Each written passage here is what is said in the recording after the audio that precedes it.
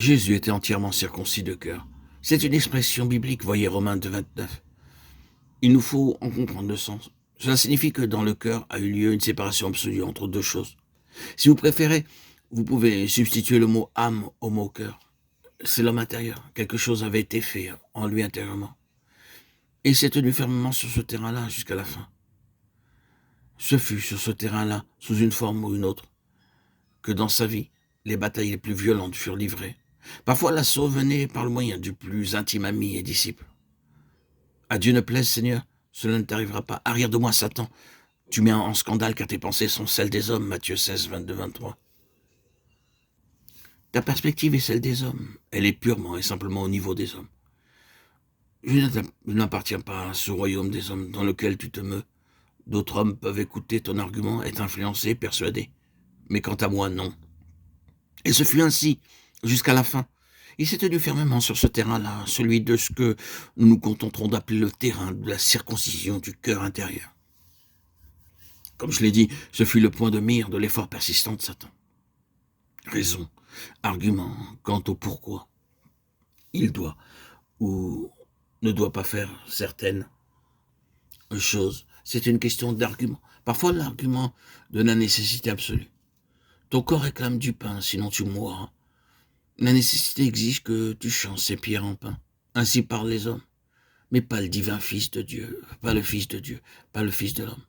Jésus a absolument répudié cet argument-là. Oui, le point de mire de toute attaque de Satan se trouvait exactement là. Tenter de lui faire quelque chose, de le faire agir, se mouvoir, décider selon les principes humains, d'être influencé par les préceptes ordinaires de la vie humaine, tels que nous la connaissons, mais il refusa. Étant le point de mire de tous les efforts et attaques sataniques, cela fut le domaine de sa victoire absolue sur Satan et le monde.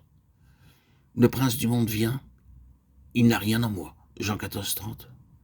Que cherchait-il? Le principe du moi.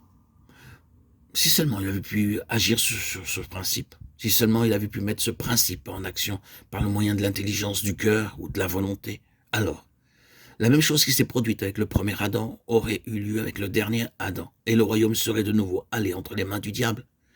Mais il a rencontré un genre d'homme différent qui ne l'a pas du tout rejoint sur cette base-là. Jésus n'a pas simplement dit « le diable vient vers moi, Satan vient vers moi ». Il a dit « le prince de ce monde vient », impliquant ainsi le principe entier de ce monde, en tant que royaume de Satan. Le principe du moi, du prince de ce monde. Mais il n'a rien en moi. Cela est donc le côté négatif de sa vie.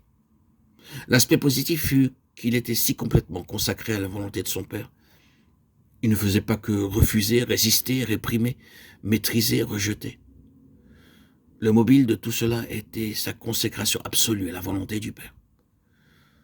La volonté du Père était la chose dominante, la réalité la plus positive dans sa vie, du commencement à la fin. Et la volonté du Père s'exprima en tout détail, de la façon la plus méticuleuse. Ceci a été établi durant toute sa vie sur terre. Ceci a été premièrement établi durant les 30 ans de ce que nous appelons sa vie privée.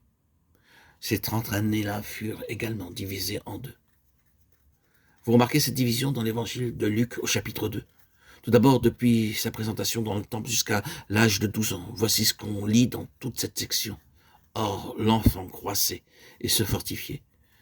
Il était rempli de sagesse et la grâce de Dieu était sur lui. Puis, à partir de l'âge de 12 ans, et Jésus croissait en sagesse, en stature et en grâce devant Dieu et devant les hommes. Nous ne voulons pas nous arrêter maintenant pour analyser cela. C'est sujet à une analyse très profitable si on prend soin de la faire. On voit les domaines dans lesquels ces développements ont été réalisés. Les domaines physiques, mental et spirituels, et sur le tout, le verdict est la grâce de Dieu.